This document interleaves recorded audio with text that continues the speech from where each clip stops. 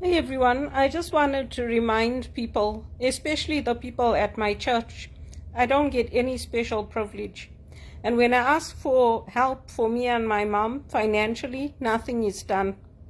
I want to remind you that what we live through is what people in Uganda live through. The land grabs, the people coming in and just saying this is ours now, people coming to your house demanding donations for ZANU-PF. We live through all that. And when you talk to the bank executive, like when I worked at TD and I used to tell them that I need help, I came into the country, I want to retrain, I want to requalify, you don't get any help. You don't get any help, you don't get any special treatment, you get nothing. There are no supports here in the church. Nothing. You don't get help from relatives, you don't get help from anyone. If you tell people that, you know what, I'm going to risk losing my property, they just say, oh, well, we don't know what you're going to do. That's your problem. They can be your father's brothers, they can be your father's close relatives, your mother's close relatives. Nobody helps. No one helps. So if you think coming to Canada is easy and it's a dream life, it's not. It's not. You travel long distances to get to work. You wait in lines 2-3 hours at job fairs. And when you do get a job, it's minimum wage. You think all those executives I worked with at TD, you think they didn't have contacts. You think they didn't know people that know people. They were all at the director level and above. They were CEOs. They all could have helped me to get into another job. But they didn't.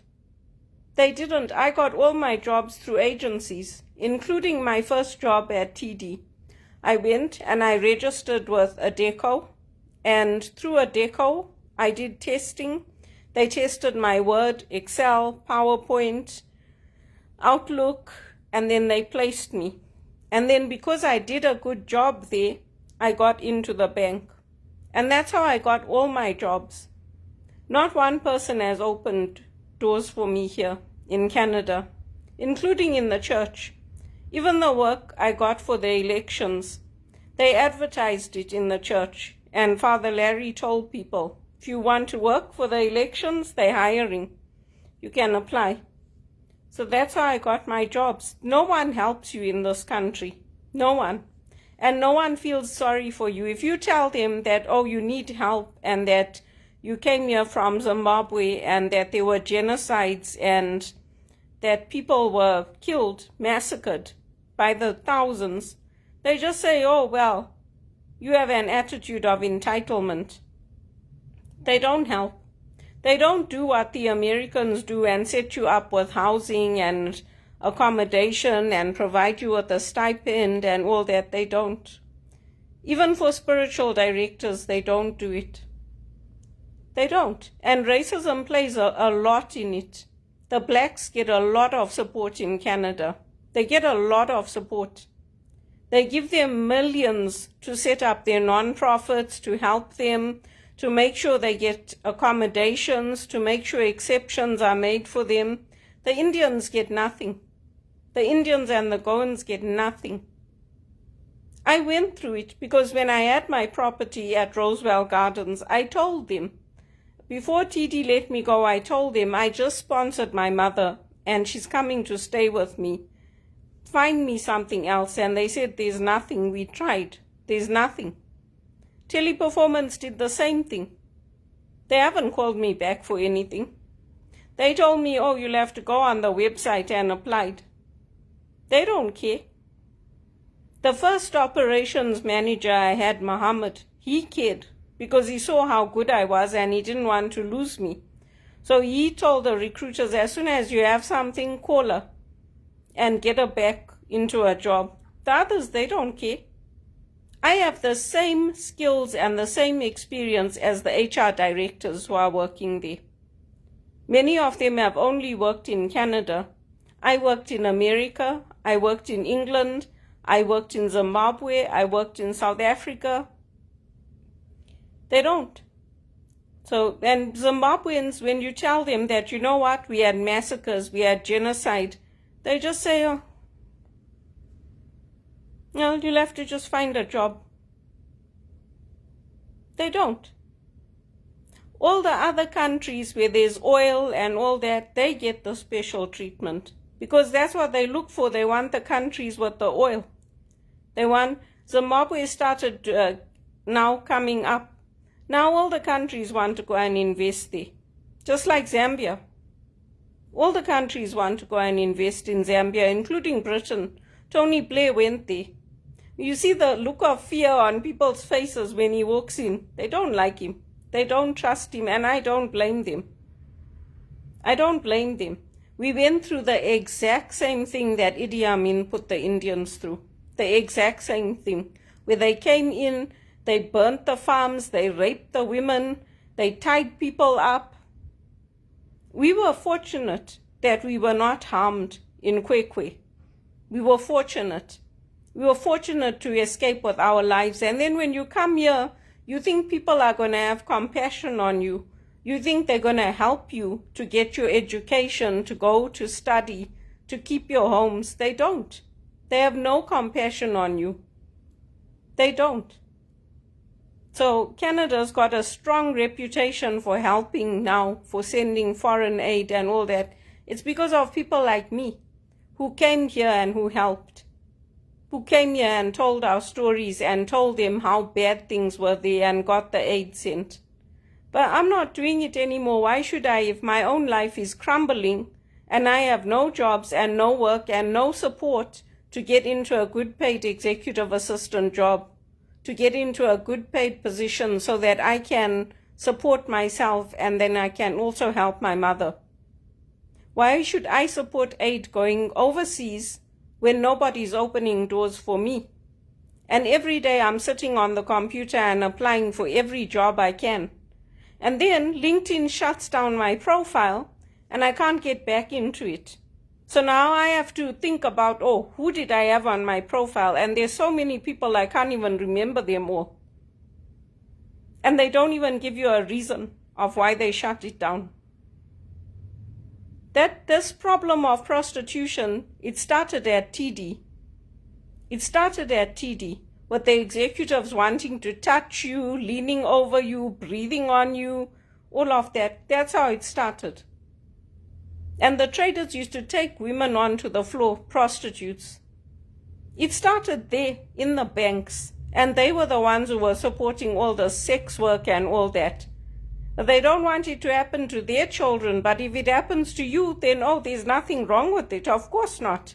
People are busy. Why should they come and visit you? But they have time for the whites. They have time to visit the whites and go out to teas together and do all that. This country needs to wake up. It needs to wake up. The blacks get all the special treatment. And us, the ones who fought for it, the ones who fought for equality and who fought for all that, we get nothing. You get no support. I get no support. None of the companies I worked at gave me any support. None of them gave me even $500 to go and retrain, to get my HR designation, to become a spiritual director. None of them. Not one of them. And when you want a day off because, oh, it's Good Friday or it's Christmas, it's like, oh, it's like the end of the world that you need to have that day off to go and pray. But if the Muslims want it, oh, they get all the accommodation. Or the Hindus. They get all the accommodation. We get nothing. And this is supposed to be a Christian country. No. No. We don't get anything. This country must remember what Zimbabwe went through. We went through the same thing that Idi Amin put the Indians through. The whites went through it with their farms. We also went through it. All the land grabs, all the lawlessness. That lawlessness is still happening today. It's still happening. When I left, when I came from Kwekwe, when I was going back to Harare, nobody took me from Kwekwe to Harare. They put me on the bus. They put me on the African bus and I went. I traveled. They looked after me. The people on the bus looked after me. They said, what are you doing here? I said, I haven't got anyone to take me. They looked after me until I stepped off that bus. They said to me, "Is somebody coming to pick you up in Harare?" I said, "Yeah, someone's coming."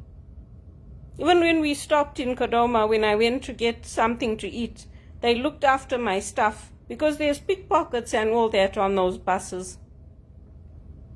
So it's not as simple as people think it is. It's not. People in Canada must remember. And when you tell people in the church tell you they should make exceptions for you, they should promote you, they should give you help. They don't. And it starts in the church.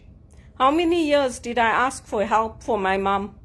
Because she lost everything in Zimbabwe. She doesn't get a pension. She doesn't get anything. How many years did I ask? They don't give anything. They don't help our family at all. It looks nice from the outside. When you come here, it's not as nice as it seems. It's very, very hard. And even when you get their qualifications, even when you retrain, even when you requalify, even when you prove that you're the best of the best, they still don't give you a good paid job. But they're ready to send money to Bono's non-profits, to send money to Nigeria and to send money to Sudan and Somalia and all that, where they know that there's corruption, and then they don't want to disclose how those funds are being used. Us volunteers that were on that one campaign, and that's what we used to ask for. We wanted to know, how are the funds being used? How is our money being used? We gave our time. We didn't get a dime from Bono. Nothing.